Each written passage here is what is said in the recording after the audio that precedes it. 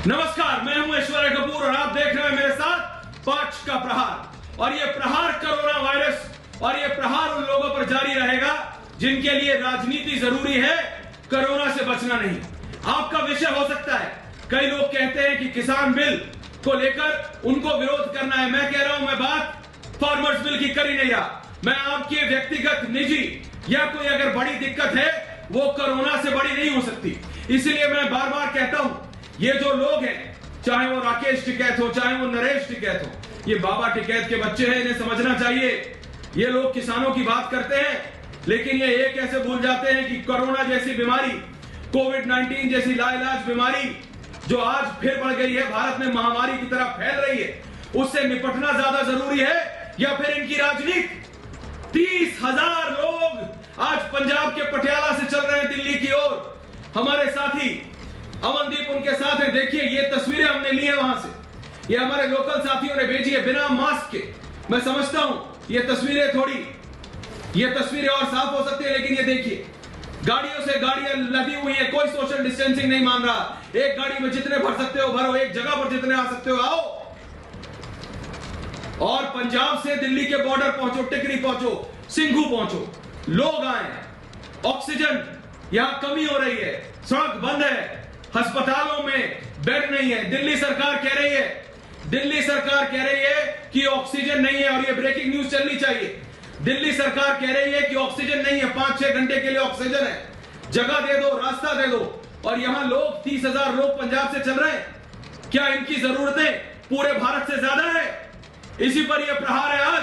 और आज मेरा पहला सवाल 5 के प्रहार पर कि क्या आंदोलनजीवी देश विरोधी एजेंडे पर चल रहे हैं क्या? और अगर चल रहे हैं तो वो साफ कर दें कि उनको भारत से परवाह नहीं, उनको अपने भारत के भाइयों बहनों से परवाह नहीं, उनको अपने किसान भाइयों बहनों से परवाह नहीं, क्योंकि जिसको वो बरगला के वहां ला रहे हैं वो ठीक नहीं है। दूसरा प्रहार, क्या आंदोलनजीवी संकट में डूबी दिल्ली में जानबूझकर दिक्कत बढ़ाना चाहते हैं क्या? जब दिल्ली सरकार कह रही है ऑक्सीजन नहीं है, 5-6 घंटे की ऑक्सीजन है, आप समझ रहे हैं?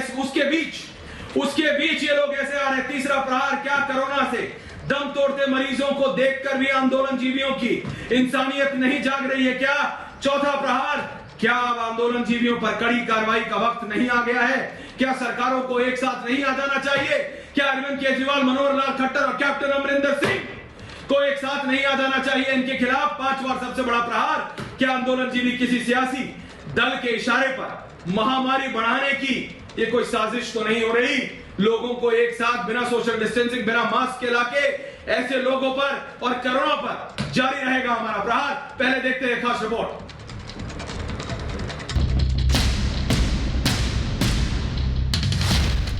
दिल्ली मजबूर, आंदोलन जीवियों का फितूर।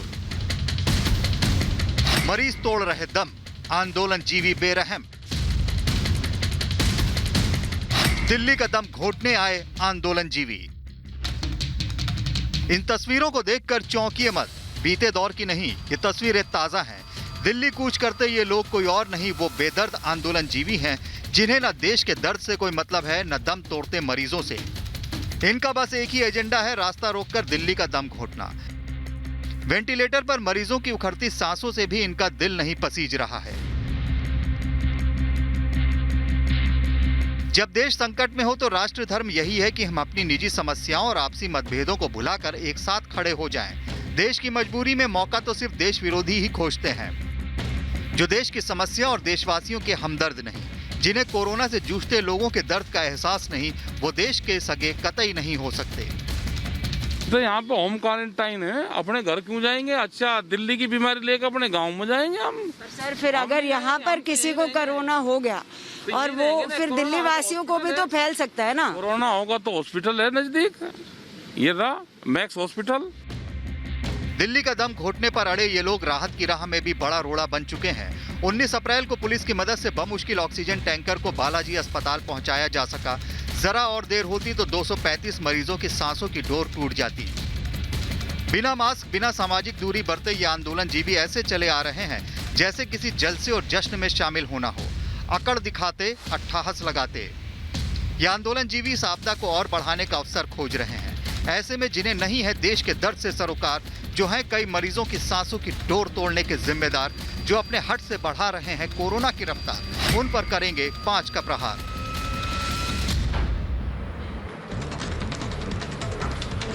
तो बिल्कुल, और मैं सीधा जा रहा हूं, मेरे साथ पूरा पैनल है, मेरे साथ गौरव भाटिया है, वरिष्ठ नेता है, बीजेपी के प्रवक्ता है। मैं पहले जा रहा हूं गौरव भाटिया जी अपने साथी अनुज के पास, जो कि इस समय दिल्ली के बॉर्डर पर खड़े हैं।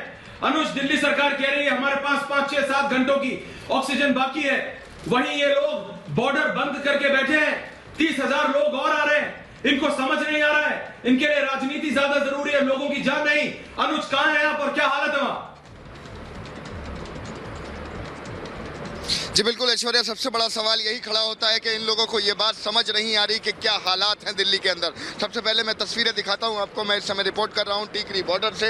आप देख सकते हैं किस तरीके की तैयारियां यहां पे बनी हुई हैं। देखिए सामने जो पंडाल नजर आ रहा है, उसी पंडाल पे ये आंदोलनकारी बैठे हुए हैं, जो किसान यहाँ पे हैं, जो प्रदर्शनकारी यहाँ पे अभी भी बैठे हुए हैं। जैसा कि आपने दर्शकों को बताया, पटियाला से कूच कर रहे हैं करीबन 20,000 की संख्या में।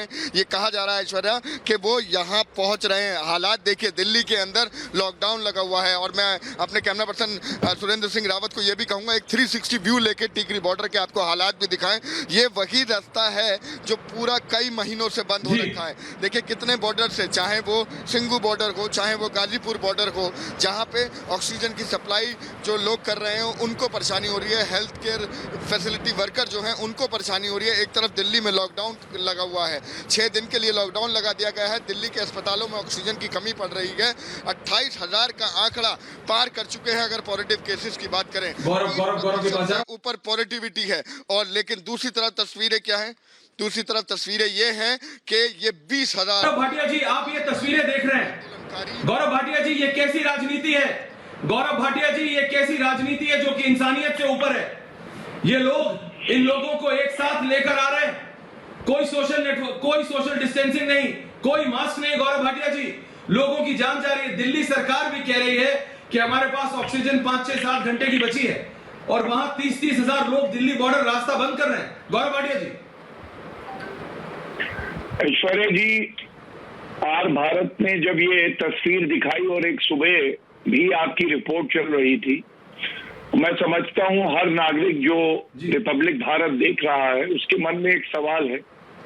एक तरफ देश के प्रधानमंत्री जी हैं जो सबका हौसला बुलंद कर रहे हैं, जो बता रहे हैं कि वैक्सीन अब 18 उम्र से ऊपर जितने नागरिक हैं उनको मिलेगा, ऑक्सीजन की सप्लाई कैसे बढ़ाएं, बेड्स कैसे बढ़ाएं। और क्या हमारे देश के किसान इतने बदल गए हैं कि जो किसान जान देता है, किसी की भूख कम करता है, खाना देता है, वो किसी की जान ले सकता है? ऐश्वर्या जी, एक ही जवाब है, किसान भाई बहनें कभी ऐसा कर ही नहीं सकती हैं। ये राजनीतिक तथाकथित किसान हैं जिनको इससे कोई लेना देना नहीं है कि भारत आज एक बड़े संकट से जूझ रहा है और हमें कोविड को परास्त करना है। उनको केवल चिंता है कि उनकी राजनीति चमकती रहे। और मैं इतना ही कहूंगा, जो भी किसान के प्रतिनिधि आए, मेरे भाइयों, राजनीति बाद में कर लेना, अभी समय है कि किसी के परिजन की जान कैसे बचाएं, किसी के आंसू कैसे पहुंचे, किसी का गम कैसे कम करें। हमारी पार्टी भारतीय जनता पार्टी और करोड़ों नागरिक कर रहे हैं। उन डॉक्टरों को, नर्सेस को सलाम है आपके चैनल पे, जो रात दिन एक कर देते हैं सिर्फ सुनिश्चित करने में कि एक भी नागरिक की जान न जाए। आज बिना मास्क पहने राकेश टिकैत जी बाहर निकल रहे हैं। अरे राकेश टिकैत जी, आपने तो टीका लगवा लिया। ये जो हजारों की संख्या में तथाकथित किसान बाहर आए हैं, इनकी जान की परवाह क्या आपको नहीं है? और एक बात मैं और कह दूं, कैप्टन अमरिंदर सिंह जी आपका चैनल जरूर देख रहे होंगे। कैप्टन अमरिंदर जी, आप मुख्यमंत्री हैं, संविधान की आपने शपथ ली है। ऐसा कैसे है कि इस वक्त आपने धारा 144 नहीं लागू करी? ये किस तथाकथित किसान पंजाब से क्यों कूच कर रहे हैं दिल्ली की तरफ? और बहुत दुख हुआ जब मैंने राकेश टिकैत जी को सुना, उन्होंने कहा कि क्या हम अपने घर चले जाएंगे कोविड का वायरस लेके? क्यों? दिल्ली वाले आपके अपने नहीं है क्या राकेश टिकैत जी? ये जरूर बताइएगा। और इसीलिए मैं कहता हूं कि जो प्रयास केंद्र की सरकार और विभिन्न प्रदेश सरकारें कर रही हैं, उसको विफल मत करिए अपनी गैर जिम्मेदाराना राजनीति से, ऊंची हल्की घटिया राजनीति से। देश कभी आपको माफ नहीं करेगा। गौरव भाटिया जी, मैं आपको रोक रहा हूं, मैं सीधा जा रहा हूं जादौन साहब के पास, बीयूके के नेता हैं। जादौन साहब, मुझे सिर्फ इतना बताइए, आपको किसान bill, farmer bill pay issue है, मैं चलो आज मान लेता हूं कि आपको विरोध करने का पूरा हक है, भारत का संविधान देता है, करिए।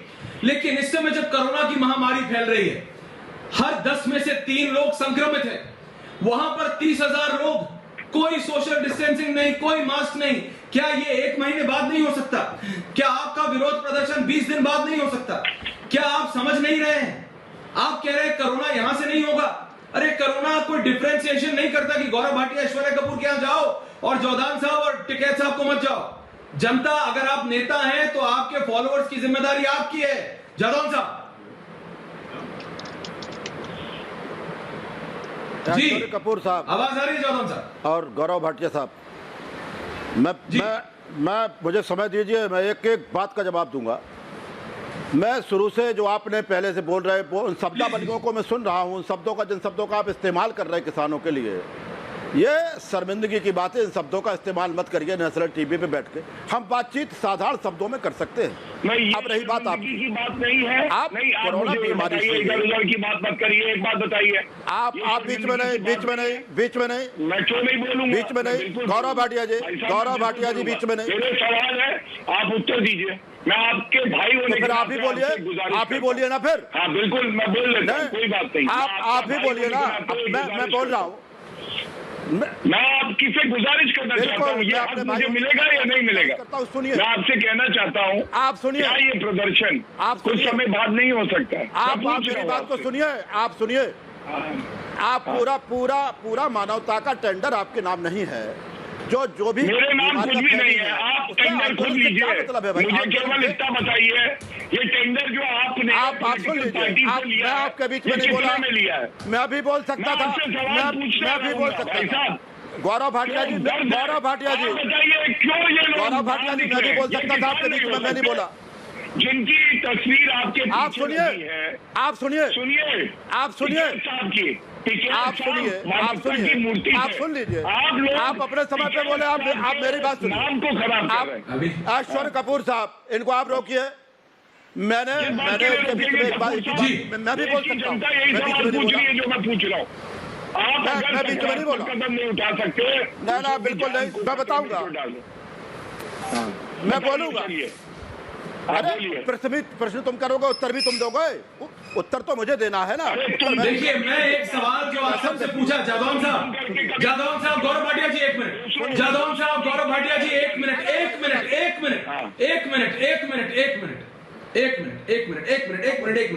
भाटिया जी, जादौन साहब 1 मिनट। जादौन साहब, आप पूरी भूमिका निभाएंगे। सिर्फ एक पॉइंटेड सवाल जो मैंने पूछा और फिर गौरव भाटिया जी भी पूछ रहे हैं, एक सीधा सवाल है। जादौन साहब, सिर्फ एक सवाल, आप वरिष्ठ नागरिक हैं, आप एक नेता हैं, आपके फॉलोअर्स हैं, मैं सिर्फ इतना पूछ रहा हूं जादौन साहब, क्या एक जिम्मेदार नेता की तरह आपको अपना विरोध करना है, आपको अपना विरोध प्रकट करना है, कीजिए, आपके पास पूरा अधिकार है। पर क्या कोरोना के चलते ये 20 दिन बाद, 40 दिन बाद, 2 महीने बाद नहीं हो सकता था? हाँ या ना? हो सकता था कि नहीं? जोधान साहब, अब मैं चुप हूं, आप बोलिए, लेकिन पॉइंट पे जवाब दीजिएगा प्लीज। नहीं, हाँ ना में जवाब कैसे? हाँ ना में जवाब कैसे? हम तो पूरा हम बताएंगे ना उसका जवाब। हम इस कोरोना बीमारी में इस देश की 130 करोड़ जनता का पेट भरने के लिए खेतों में काम कर रहे हैं, फसलों को आधे दामों पर सरकार को सौंप रहे हैं। आप वहां तो दिखाई देगा आपको खेतों में, जहाँ किसान को खेत पे है, सड़क पे कौन है? कोई भी एक चीज, किसान को खेत पे है, सड़क पे कौन है? अरे बात सुनिए, बात सुन लीजिए, बात सुन लीजिए, समय मिलेगा तो गलत कर रहे हैं। बात सुन लीजिए। आ रहा हूं गौरव भाटिया जी, आ रहा हूं। मैं यहाँ पर जो भाई गांव में भी तो किसान रहता है, ये हमारा आंदोलन गांव है। यहाँ पर हम बिल्कुल पूरे कोरोना नियमों का पालन करेंगे। और जहाँ तक रोड बंद करने की बात कर रहे हैं आप, रोड बंद तो दिल्ली पुलिस ने कर रखे हैं। आइए आप गाजीपुर बॉर्डर, दोनों रोड ऊपर के खुले हुए हैं। हम लोग जनवरी से मांग कर रहे हैं कि रोडों को खोला जाए। रोडों से हमारा कोई मतलब नहीं है। जिन रोडों को जबराना बंद कर रखा उनको खुलवाने की बात हमने की। एक नीचे वाला रोड जो दिल्ली से कोसाम भी जाता है, उसकी डिमांड हम शुरू से कर रहे हैं। क्यों बंद किया हुआ है दिल्ली पुलिस ने? हम लोग उस रोड को खुलवाना चाहते हैं। कोरोना वैक्सीन की कहीं भी कोई दिक्कत है तो आप बंटवाइए उसको। किसानों को इस तरह दोषी मत कराइए। 1 मिनट के लिए गौरव भाटिया जी प्लीज रुकिएगा, गौरव भाटिया जी रुकिएगा, जादव साहब रुकिएगा। मैं जा रहा हूं दिल्ली के उप मुख्यमंत्री, मैं जा रहा हूं दिल्ली के उप मुख्यमंत्री, दिल्ली के deputy chief minister Manish Sisodia ji के पास। गौरव भाटिया जी रुकिएगा, आपको सवाल पूछता हूं उनसे। मैं जा रहा हूं सीधा मनीष सिसोदिया जी के पास। मनीष सिसोदिया जी, मेरे को अभी जानकारी मिली है थोड़ी देर पहले, बहुत बहुत धन्यवाद पहले तो रिपब्लिक मीडिया नेटवर्क से बात करने के लिए। मनीष जी बहुत दिनों बाद आपसे बात कर रहे हैं। मनीष जी, मेरे को यह जानकारी मिली है कि दिल्ली में ऑक्सीजन सप्लाई कमी हो गई है। इस तरह के सूत्रों के हवाले से खबर आई है कि आपने सेंट्रल गवर्नमेंट को भी बोला है कि दिल्ली में जो अस्पताल है वहां पे ऑक्सीजन यूपी या फिर हरियाणा से आती है, वो ट्रक्स नहीं आ रहे हैं। ऐसी कोई दिक्कत है क्या? प्लीज क्लेरिफाई कर दीजिए मनीष जी। देखिए, दो चीजें हैं। एक तो मैं यहाँ पे ये भी स्पष्ट कर दूं कि दिल्ली में ऑक्सीजन की कमी हुई है, ये बात सच है। लेकिन दिल्ली सरकार हो या कोई और राज्य सरकार हो, देश में जो भी ऑक्सीजन बनती है उस पर उसका अधिकार नहीं होता है, केंद्र सरकार उसको कोटे के रूप में देती है।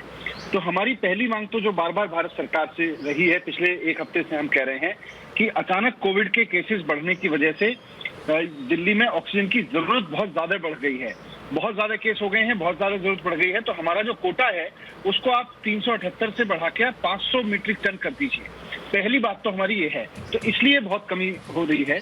और दूसरी बात ये है, क्योंकि दिल्ली के अस्पतालों में जो है वो उत्तर प्रदेश के भी मरीज हैं, हरियाणा के भी मरीज हैं, दिल्ली के तो है ही हैं। करीब 30, मैं तो रोजाना हॉस्पिटल्स में जा रहा हूँ, देख रहा हूँ कि करीब 30% पेशेंट्स ऐसे हैं जो दिल्ली से बाहर आए हैं, और हम खुशी खुशी बहुत सम्मान के साथ में उनका इलाज करके हम चाहते हैं कि वो वापस ठीक होके जाएं अपने जहाँ से आए हैं, अपने अपने शहर में।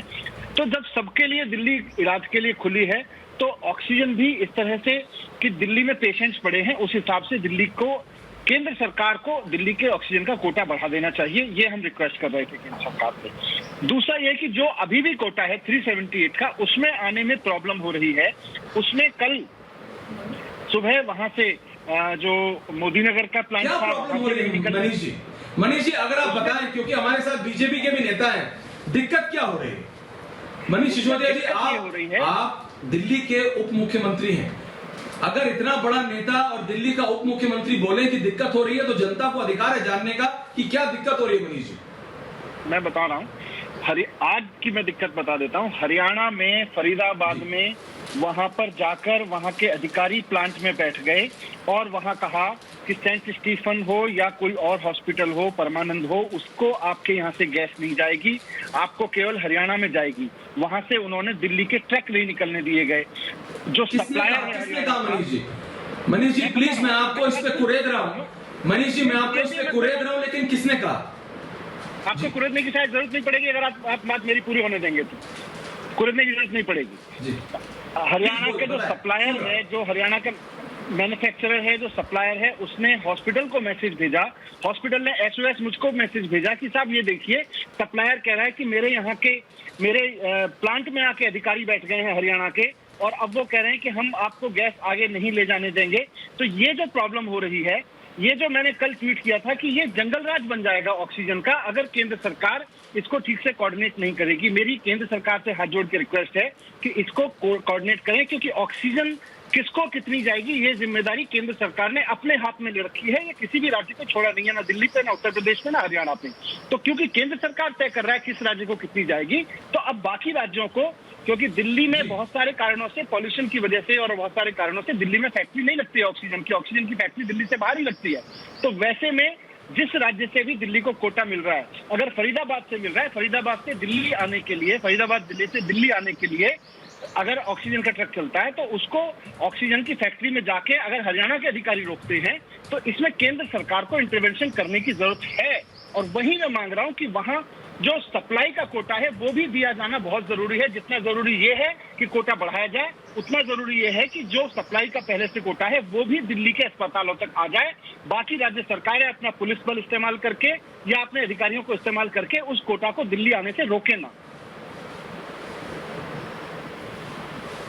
मनीष जी, आपने बोला ये एक इतना महत्वपूर्ण विषय है, क्योंकि हमने देखा कि नासिक में अगर कुछ मिनटों के लिए ऑक्सीजन गड़बड़ हो जाए तो क्या हादसा हो सकता है। मेरे साथ बीजेपी के वरिष्ठ नेता हैं गौरव भाटिया, मैं उनसे पूछ रहा हूं। मनीष जी प्लीज रुकिएगा, क्योंकि आपको सुनना जरूरी है, देश की जनता देख रही है। गौरव भाटिया जी, ऐसा हो रहा है क्या, दिल्ली के उप मुख्यमंत्री अगर ऐसा बोले कि हरियाणा या फिर यूपी की सरकारें ऑक्सीजन दिल्ली नहीं आने दे रही है और केंद्र सरकार कोऑर्डिनेट कर रहा है, तो जनता क्यों भुगते गौरव भाटिया जी? इसको कौन कोऑर्डिनेट करेगा? गौरव भाटिया जी, देखिए मनीष जी की बात मैंने बड़ी ध्यान से साथ आने का है। बिल्कुल, मनीष जी की बात मैंने बड़ी ध्यान से सुनी और मैं आपकी बात से, मनीष जी की बात से बिल्कुल सहमत हूँ। ये वो समय है जब केंद्र की सरकार और दिल्ली की सरकार और किसी भी प्रदेश की सरकार हो, वो साथ में आके कार्य करे। और आप भी मानेंगे, जब अरविंद केजरीवाल जी ने प्रेस कॉन्फ्रेंस करी थी, कल ही की बात है, तो उन्होंने खुद ये माना था कि केंद्र की सरकार पूरी सहायता कर रही है। और मैं मनीष जी को ये भी बता दूं कि 24 घंटे में LNJP अस्पताल है, वहां 10 टन ऑक्सीजन जो है दिया गया है। उसके अलावा हरियाणा से 105 जो टन ऑक्सीजन है, ये भी दिल्ली को सप्लाई किया जा रहा है। और आप भी मानेंगे ऐश्वर्य जी की केंद्र सरकार की जिम्मेदारी ये है कि सभी प्रदेशों को, चाहे भाजपा शासित राज्य हो, चाहे वो नॉन भाजपा शासित राज्य हो, उनको ऑक्सीजन की सप्लाई मिले। और हम सुनिश्चित भी करेंगे कि हम दिल्ली को भी ऑक्सीजन पर्याप्त मात्रा में उपलब्ध कराएं, क्योंकि ये जो नागरिक है, ये मनीष सिसोदिया जी के भी उतने ही है। लेकिन मनीष सिसोदिया जी कह रहे हैं नहीं मिल रही है। मेरे पास अभी मैं आप दोनों को इसलिए रोक रहा हूं क्योंकि मैं आपको एक बात बताऊं, और मैं व्हाट्सएप पढ़ रहा हूं, और दिल्ली के अगर उप मुख्यमंत्री हमारे साथ हैं तो नहीं, गौरव जी मैसेज आपको पढ़ रहा हूं, एक मैसेज है, ये मैं आपको बोल रहा हूं, ये सीईओ हैं मणिपाल अस्पताल के दिल्ली के, और ये कह रहे हैं कि 230 कोविड पेशेंट हैं हमारे मणिपाल हॉस्पिटल दिल्ली में। मनीष जी सुनिएगा, ये कह रहे हैं 230 हैं, बोल रहे हरियाणा के एक IAS अफसर है, वो नाम भी लिख रहे, मैं ले नहीं रहा हूं, बोले आने नहीं दे रहे हैं, हमको दिक्कत हो रही है, 230 है, अगले 5 से 7 घंटों की ऑक्सीजन बची है।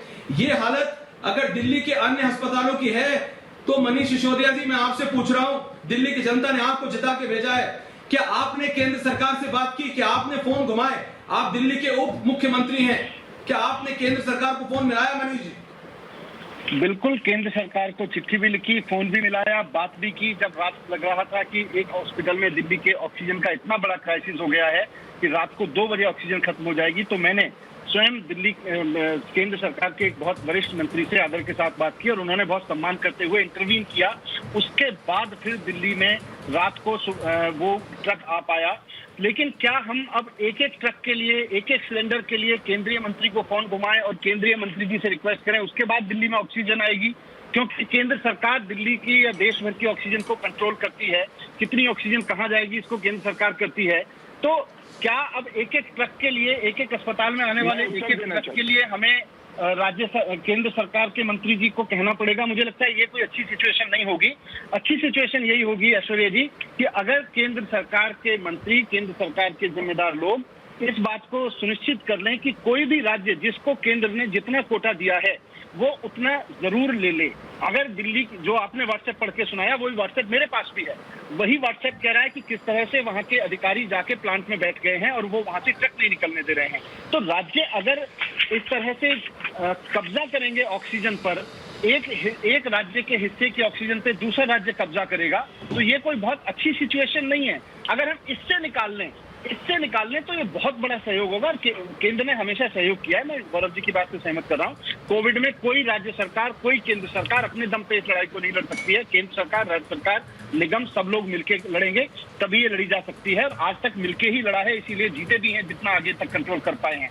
बस इतनी अपेक्षा है कि ऑक्सीजन का क्राइसिस पहली बार इस तरह से पैदा हुआ है, इसको भी अगर बहुत हार्मनी के साथ में जो केंद्र सरकार के बनाए हुए अपने रूल्स रेगुलेशंस हैं, जो एलोकेशन केंद्र सरकार ने हरियाणा को दिया है हरियाणा उतना यूज कर ले, दिल्ली को जो दिया है उतना दिल्ली यूज कर ले, उत्तर प्रदेश को जो दिया है उतना उत्तर प्रदेश यूज कर ले, उसको डाइवर्ट ना करें क्योंकि किसी राज्य में फैक्ट्री है, वहां की सरकार आके, वहां की पुलिस आके डाइवर्ट कर दे, वो ठीक सिचुएशन नहीं है। पहला ये, और दूसरा क्योंकि दिल्ली में अचानक केसेस की संख्या बहुत तेजी से बढ़ी है, तो इस तेजी से बढ़ी हुई संख्या के मद्देनजर दिल्ली का कोटा केंद्र सरकार को बढ़ाने की हमने बार बार उनसे रिक्वेस्ट की है, फोन पे भी बात की है और उनको चिट्ठी भी लिखी है। हम उम्मीद करते हैं कि वो बढ़ाएंगे। तो ये थे दिल्ली के उप मुख्यमंत्री मनीष सिसोदिया, कह रहे थे कि वो केंद्र सरकार से बात कर रहे हैं, लेकिन दिल्ली के अस्पतालों में ऑक्सीजन सप्लाई बढ़ना है। बहुत बहुत धन्यवाद मनीष सिसोदिया जी, रिपब्लिक मीडिया नेटवर्क से बात करने के लिए बहुत बहुत धन्यवाद आपका।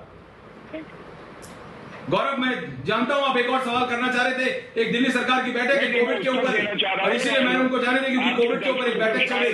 लेकिन दीजिए दर्शक सुन रहे हैं, बताइए प्लीज बोलिए। तोहमत लगाएंगे और खुद सरकार के अधिकारियों से ऑक्सीजन रुकवाएंगे। भाई गजब है। इनको शांत करा लीजिए, जो भी बोल रहे हैं इनको शांत। बोलिए गौरव भाटिया। शांत है गौरव, बोलिए एक एक करके सबके पास है। बिल्कुल आप बोलिए।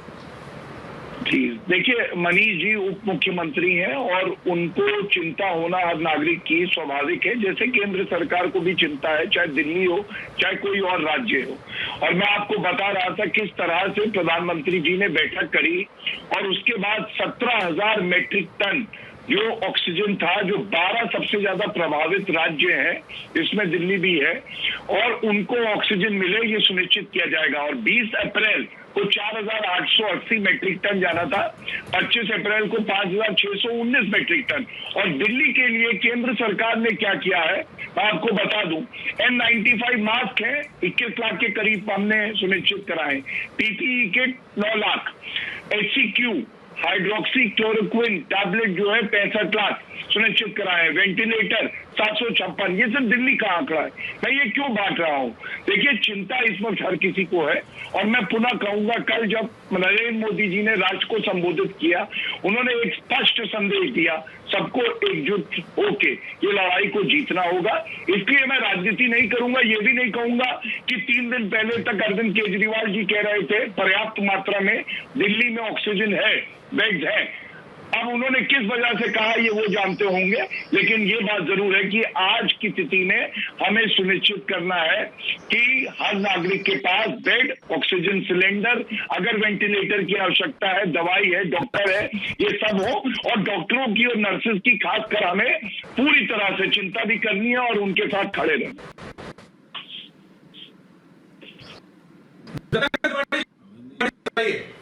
त्रिपाठी जी बताइए, आंदोलन क्या 15 दिन बाद नहीं हो सकता? देखिए, दिल्ली के मुख्यमंत्री जो कह रहे हैं ये बीच में एक अचानक आया, क्योंकि देश की राजधानी के मुख्यमंत्री और उप मुख्यमंत्री बोले कि अस्पतालों में 5-6 घंटों की ऑक्सीजन बची है, तो ये बड़ा सवाल है। लेकिन मैं ये कह रहा हूं, जो बॉर्डर बंद है, क्या ये 15-20 दिन बाद नहीं हो सकता था? मैं फार्मर लॉ की बात ही नहीं कर रहा हूं, ये बात साफ होनी चाहिए। मैं किसान लॉ की बात नहीं कर रहा हूं, मैं कह रहा हूं कोरोना चल रहा है, फैल रहा है, आपकी तरह फैल रहा है। 20 दिन बाद कर लीजिए। 30,000 लोग एक साथ आ रहे हैं पटियाला से दिल्ली टिकरी बॉर्डर। त्रिपाठी जी,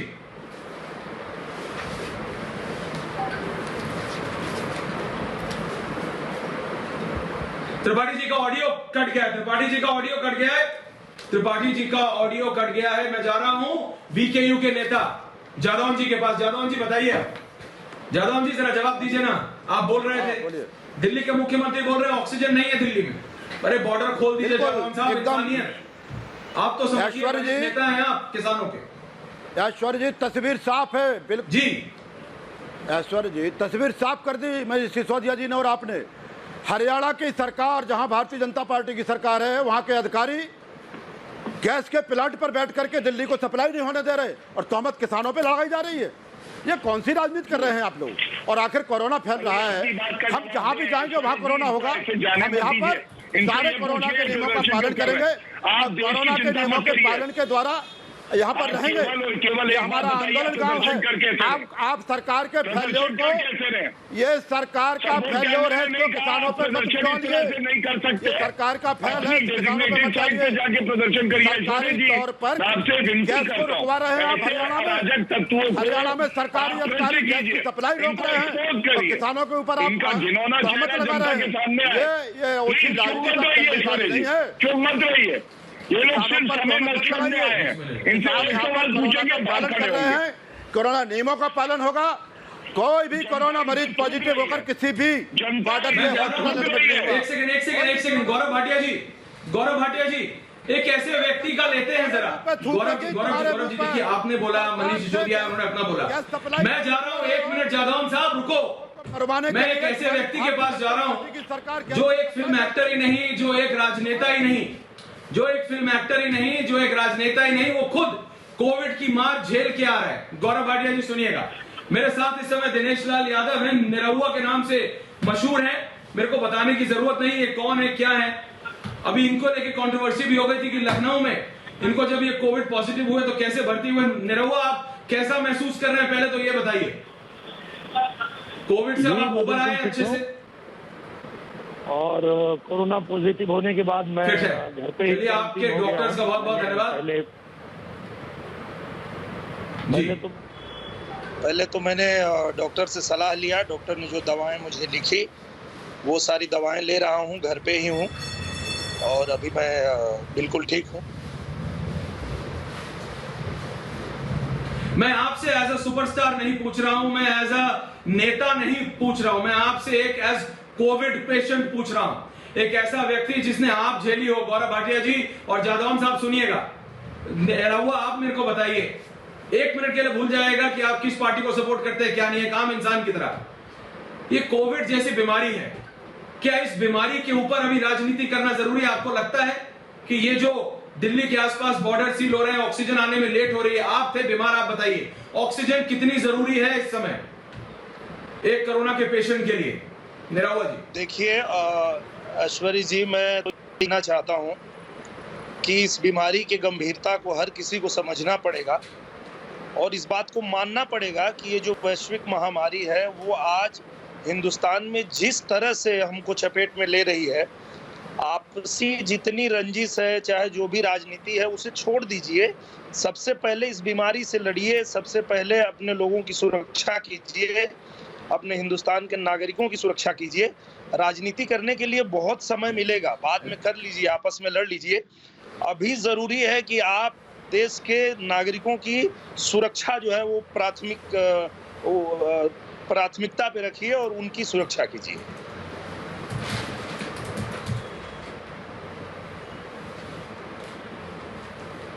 जी ऐश्वर्य जी, और मैं चाहता हूं कि ये बात सब लोग सुने। और ये जी नहीं, क्योंकि मैंने आपसे इसलिए पूछा निरहुआ जी, क्योंकि दिनेश जी जब आप बीमार पड़े ना, जब आदमी पे आप बीती पड़ती है, इसलिए जब हरियाणा के गृह मंत्री आते हैं ना अनिल विज जी, मैं सबसे पहले बोलता हूं कि इस व्यक्ति ने खुद झेला है। तो जो व्यक्ति खुद झेल के आता है वो एज राजनेता नहीं, एज अ व्यक्ति बताता है। और ऐसे में जब हमारे ये राकेश टिकैत जी और ये बाकी लोग जो फार्मर्स प्रोटेस्ट कर रहे हैं, मैं कह रहा हूं इनका विषय है, आप कीजिए, लेकिन कोरोना जैसी बीमारी अगर किसी को 5 मिनट भी देर हो जाए तो उसकी जान जा सकती है। ऑक्सीजन की क्या कीमत है एक कोरोना पेशेंट से पूछिए आप। क्यों दिनेश जी गलत कह रहा हूं, बताइए? बिल्कुल सही कह रहे हैं आप, और ऐसे में बिल्कुल सबको समझना चाहिए कि सबकी जिम्मेदारी है, एक जिम्मेदार नागरिक की भूमिका निभाइए। और ये जितना कुछ भी आप लोग राजनीति कर रहे हैं, जो भी कर रहे हैं, वो करने के लिए समय है, बाद में कर लेंगे। अभी तो यही जरूरी है कि हम लोग पहले इस महामारी से लड़ें, क्योंकि ये महामारी को हल्के में लिया लोगों ने। तो देखिए आज क्या हुआ है, सरकारी जो भी गाइडलाइन थी उसको माना नहीं, यहाँ तक मानने को तैयार नहीं हुए कि कोरोना है, ये भी कोरोना को भी मानने को तैयार नहीं हो रहे थे। पर आज जो हालत है, जिस तरीके से ये बढ़ रहा है, जिस तेजी से बढ़ रहा है, अब कम से कम मान लीजिए और मान के और नियमों का पालन कीजिए, लोगों की रक्षा कीजिए। और एक ही उद्देश्य होना चाहिए हर किसी का कि हम इस कोरोना के महामारी से लड़ें, आपस में लड़ने की अभी जरूरत नहीं है।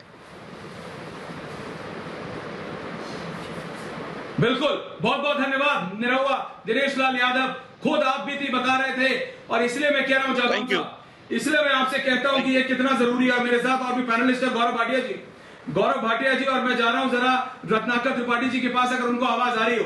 गौरव भाटिया जी, मैं इसलिए कहता हूं कि राजनीति आम आदमी party, BJP, Congress, SP, BSP बाद में कर लेंगे। अभी भारत की जनता के लिए ये कोरोना थोड़ी वीआईपी और नॉर्मल आदमी में भेदभाव करता है, अमीर और गरीब में भेदभाव करता है। सोशल डिस्टेंसिंग, वो तस्वीरें अगर हम दिखा पाए, जादौन साहब देखिए, सरदाना जी देखिए, वो अगर तस्वीर अगर हम दोबारा दिखा पाए, किस तरह से 30,000 लोग, भाटिया जी एक साथ आ गए, सरदाना जी एक साथ आके इकट्ठा हो गए, एक गाड़ी में 6-6, 7-7 लोग, जहां भारत सरकार कह रही है एक गाड़ी में 3 लोग बैठिए, 30,000 लोग एक साथ इकट्ठा आ रहे हैं। भगवान ना करे अगर 1 या 2 को भी हुआ तो कितनों को हो सकता है, और फिर उनका ट्रीटमेंट बोझ हमारे मेडिकल सिस्टम पे आने वाला है। और ये बात जादौन साहब समझनी पड़ेगी। सरदाना साहब बताइए, मैं एक सवाल भेजा सरदाना जी से पूछ रहा हूं, फिर आ रहा हूं गौरव भाटिया जी। सरदाना जी आपसे पूछ रहा हूं, देखिए ऐसा है कि बीमारी में हमेशा कहता हूं कि जो कोविड है ना वो पूरी तरह से धर्मनिरपेक्ष और सेक्युलर बीमारी है। ये नहीं देखेगी कि ये किसान है या सरकारी कर्मचारी है या नेता है या पॉलिटिकल वर्कर है। जो सामने आएगा उस पे उसका असर होगा जी। और दूसरी एक बात होती है विनाश काले विपरीत बुद्धि। आज की तारीख में ये आंदोलन किस बात को लेके हो रहा है? एक तरफ जनता परेशान है, क्या हमारे किसान नेता इस बात से परेशान है कि उनको मीडिया कवरेज नहीं मिल रहा है? किस बात को लेके आंदोलन है? अब जब जनता परेशान है, एडमिनिस्ट्रेशन जनता के हेल्थ की बात कर रहा है, ये लोग आके अपनी तरफ से एक नया तमाशा खड़ा करने की कोशिश कर रहे हैं, तो इनको क्या लगता है कि जनता में इनकी इमेज इंप्रूव होगी? क्या ये जब मैनेजमेंट और एडमिनिस्ट्रेशन को डिस्टर्ब करेंगे तो क्या जनता इनका साथ देगी? क्या इनके नेताओं को इतनी बेसिक कॉमन सेंस समझ में नहीं आती है? त्रिपाठी जी, आज आपका ऑडियो लाइन आपका साथ नहीं दे रहा है, लेकिन 1 मिनट है, जवाब तो देना पड़ेगा। त्रिपाठी जी, सरदाना साहब ने जवाब पूछा है, रत्नाकर त्रिपाठी और गौरव भाटिया। आपको आवाज आ रही है? जवाब दीजिए। आपको आवाज आ रही है मेरी? बिल्कुल, बात बुलंद आ रही है। त्रिपाठी जी बोलिए। ऐश्वर्या जी, ऐसा कभी कभी होता है कि आप शुरू कहीं से करते हैं और पहुंच कहीं जाते हैं। आपने बहुत बड़ा पोस्टर खड़ा किया था कि किसान रोक रहे हैं ऑक्सीजन, बड़ा पोस्टर निचली भाजपा, मनीष सिसोदिया को आप घुमाते रह गए, लेकिन उन्होंने यही बताया कि हरियाणा में अधिकारी रोक रहे हैं, यूपी के लोग रोक रहे हैं। तो मुझे नहीं पता कि ये किसान आईएएस कब से हो गए। जहां तक आप बात कर रहे हैं राजनीति की, तो राजनीति तो इस पूरे समाज का मेरुदंड है। अगर कोई आदमी गलत करता है, कोई पार्टी गलत करती है तो हम बोलेंगे, उसमें आप राजनीति से घृणा क्यों करते हैं? और हरियाणा अगर रोक रहा है तो उसमें किसान कैसे आया बीच में? और मैं पहले से बोलता हूं, जो आप दिखा रहे हैं लोगों को, ये दिल्ली में जो लाल किले पे घटना हुई थी वो भी बीजेपी के लोग घुसे थे, किसानों में किया। अभी जो 1-2 ट्रक आप दिखा रहे हैं रुके हुए, वो भी बीजेपी वाले हैं। किसान कभी भी किसी की जान नहीं ले सकता, न जान लेने का गौरव भाटिया जी, क्योंकि वो गौरव भाटिया जी, आखिरी 30 सेकंड, पॉलिटिक्स हो रही है फिर। गौरव भाटिया जी, मेरा सिर्फ इतना निवेदन है, इसमें पॉलिटिक्स ना हो। देखिए, मैं आप सबसे ये कह रहा हूँ, कांग्रेस, बीजेपी, एसपी, बीएसपी छोड़िए, अगर दिल्ली के मुख्यमंत्री कह रहे हैं कि आना चाहिए तो आना चाहिए, दिक्कत क्या है? गौरव भाटिया जी, आखिरी 30 सेकंड आपके पास, बताइए। देखिए ऐश्वर्या जी, मैं आपकी बात से सहमत हूँ। ये भूल जाना चाहिए कि अरविंद केजरीवाल जी ने कहा था कि ऑक्सीजन और बेड पर्याप्त मात्रा में है। आज हम पूरी ताकत लगा देंगे सुनिश्चित करने में बेड, ऑक्सीजन और भी जो जरूरतें हैं वो पूरी हों, लेकिन राजनीति का ये समय नहीं है। मैं सहमत नहीं हूँ, मुझसे पहले जो वक्ता बोल रहे थे। आज राहुल गांधी और प्रियंका वाड्रा गांधी के ट्वीट देखिए, कह रहे हैं ये नहीं हुआ, वो नहीं हुआ। अरे जब घर में परेशानी है तो आप अपनी भूमिका सकारात्मक निभाएंगे, आप दूसरों पे उंगलियां बाद में भी उठा सकते हैं, वरना हम भी कह सकते हैं महाराष्ट्र में 60,000 मामले रोज आते हैं। क्यों आते हैं? पूरे देश की 1/3 जो दुखद मौतें हुई हैं वो महाराष्ट्र में हुई हैं। छत्तीसगढ़ का क्या हाल है? लेकिन क्या ये समय है? ये समय नहीं है। इतिहास याद रखेगा कि नरेंद्र मोदी जी कोविड को परास्त करने के लिए लड़ रहे थे और विपक्ष मोदी जी को परास्त करने के लिए लड़ रहा है। बिल्कुल, तो ये बात आप सबको समझनी पड़ेगी। मैं सारे कारण से कह रहा हूं, गौरव भाटिया जी, जादौन साहब, मैं सब ये कह रहा हूं, आपको रत्नाकर त्रिपाठी जी जितना कहना, आपको जितनी आलोचना कर ली, कहां से चले थे, कहां पहुंच गए। कोरोना ऐसी चीज है ना, इतनी बड़ी ब्रेकिंग हो गई। दिल्ली का उप मुख्यमंत्री कह रहे हैं कि दिल्ली में 5-6 घंटे की ऑक्सीजन बची है। सोचिए दिल्ली में कितने पेशेंट है। कोई कहीं बीमार हो बोलता है चलो दिल्ली, और दिल्ली का अगर उप मुख्यमंत्री कह रहा है 5-6 घंटे की ऑक्सीजन बची है, तो ये कितनी बड़ी बात है। हाँ, आपने सही कहा, अफसर रोक रहे हैं हरियाणा और यूपी के, अगर दिल्ली के उप मुख्यमंत्री कह रहे हैं, पर साथ में वो जो कंपनियां हैं ना जो ऑक्सीजन सप्लाई करती हैं, वो कह रहे हैं 2.5 घंटा एक्स्ट्रा लग रहा है बॉर्डर सील की वजह से। मैं सबसे आपसे यही निवेदन करना चाहता हूं, आपको प्रोटेस्ट करनी है करिए, आपको किसान लॉस से दिक्कत है आप करिए, लेकिन 20 दिन बाद, 40 दिन बाद इस कोरोना के काल को खत्म हो जाने दीजिए। बहुत बहुत धन्यवाद गौरव भाटिया जी, बहुत बहुत धन्यवाद, बहुत बहुत धन्यवाद आप सबका। लेकिन एक बात ध्यान रखिएगा, ये कोरोना की बीमारी है, कोरोना पर प्रहार हम सबको एक साथ जारी रखना है। सोशल डिस्टेंसिंग बनाए रखिएगा, मास्क पहने रखिएगा। बहुत बहुत धन्यवाद। ब्रेक के बाद मेरे साथी लेकर आ रही हैं महाभारत।